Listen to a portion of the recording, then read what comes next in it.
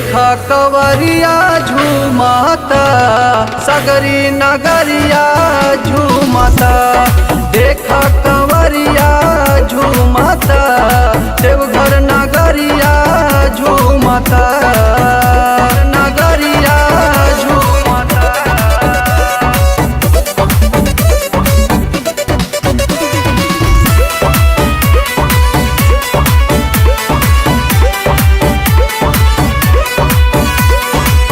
दर्शन रउआ लोग बढ़िया अब तायखिया खोली कैसे के होई व्यवस्था ये स्वामी रउआ तक कुछ बोली।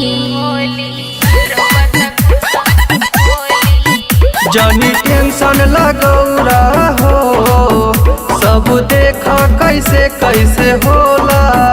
लावा भंगिया के बूटी हमार देखा धैल बनी होने झोला।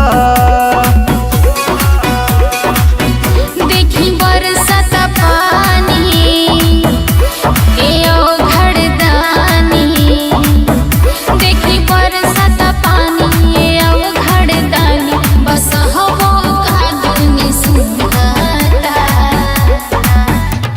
देखा कवरिया झूमता सगरी नगरिया झूमता। देखा कवरिया झूमता देवघर नगरिया झूमता।